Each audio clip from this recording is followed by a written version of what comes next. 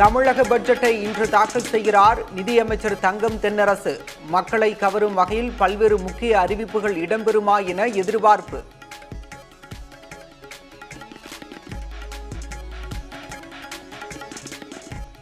Budget தாக்கல் செய்யப்படுவதை தமிழகம் முழுவதும் 936 இடங்களில் நேரலையில் காண ஏற்பாடு.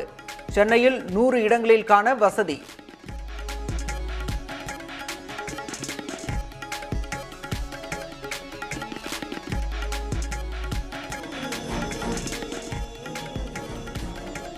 பட்ஜெட்டை முன்னிட்டு எல்லாருக்கும் எல்லாம் என வீடியோவை வெளியிட்ட முதல்வர் மு.க.ஸ்டாலின். ரூபாய்க்கான அடையாள குறியீட்டிற்கு பதில் தமிழ் எழுத்தான ரூ என்பதை முதன்மைப்படுத்தி பதிவு.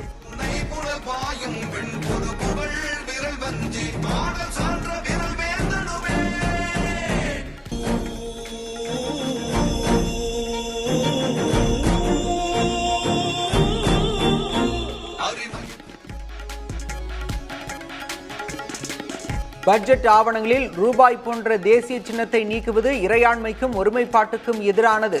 பிரிவினைவாத உணர்வை பரப்பும் ஆபத்தான மனநிலை என்றும் மத்திய நிதியமைச்சர் நிர்மலா சீதாராமன் கண்டனம்.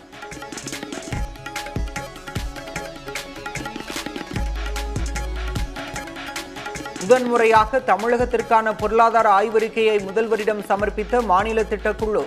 நடப்பு நிதியாண்டில் மாநிலத்தின் உள்நாட்டு உற்பத்தி வளர்ச்சி 8% மேல் இருக்கும் என ஆய்வறிக்கையில் கணிப்பு.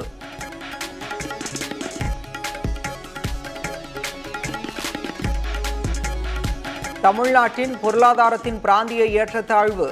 முன்னகரும் மேற்கு மாவட்டங்கள், பின்தங்கும் கிழக்கு மாவட்டங்கள்.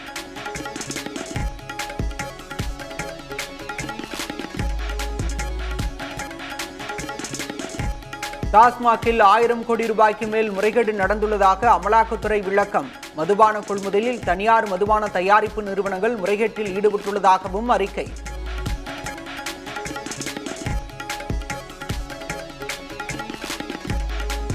வரும் 17ஆம் தேதி சென்னையில் டாஸ்மாக் தலைமை அலுவலகத்தை முற்றுகையிட்டு போராட்டம். முறைகேடு புகார் எழுந்த நிலையில் தமிழக பாஜக தலைவர் அண்ணாமலை அறிவிப்பு.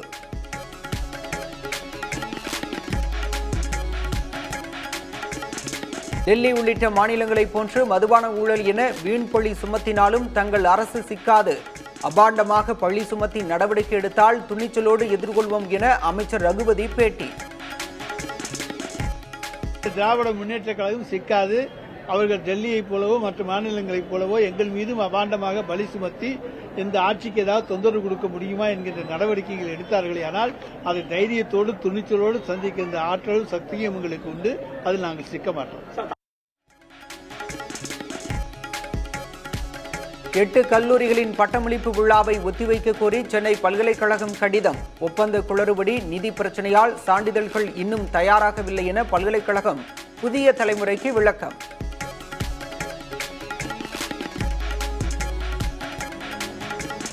சிம்பனி படைப்புக்கு வாழ்த்து தெரிவித்த முதல்வர் ஸ்டாலினை நேரில் சந்தித்து நன்றி தெரிவித்த இளையராஜா.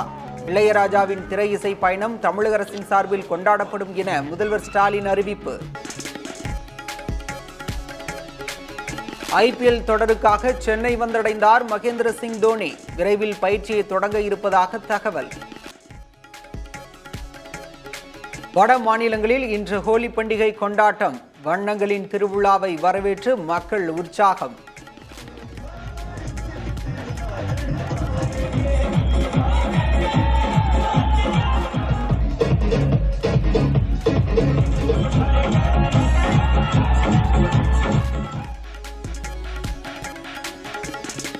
அமெரிக்கா முன்வைத்துள்ள பரிந்துரைகளை ஏற்று யுக்ரைனுடன் போர் நிறுத்தம் செய்து கொள்ள தயாராக இருக்கிறோம். நிரந்தரமாக அமைதியை நிலைநாட்டப்பட வேண்டியது அவசியம் என்று ரஷ்ய அதிபர் புதின் அறிவுறுத்தல்.